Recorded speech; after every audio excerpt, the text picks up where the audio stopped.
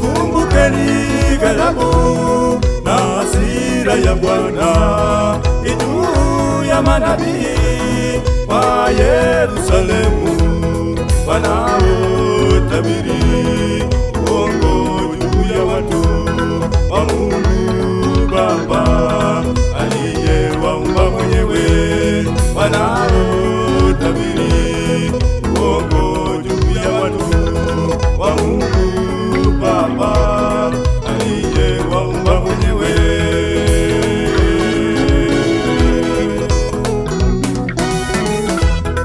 Wanasema manabii hao sikuwatuma mimi, lakini walikwenda mbio kutabiri uongo na unena maono ya mioyo yao.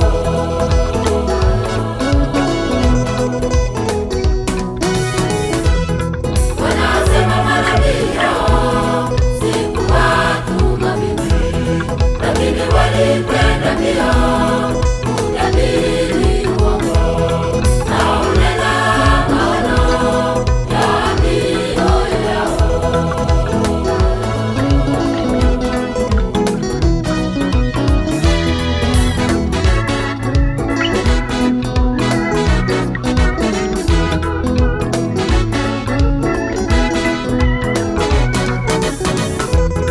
Tujihadhari jamani, tunaponena maneno ya Mungu, tujihoji ama kweli twanena vema, tukijua kuwa neno la Mungu ni moto na nyundo ivunjayo mawe vipande vipande, tukijua kuwa neno la Mungu ni moto na nyundo ivunjayo mawe vipande vipande.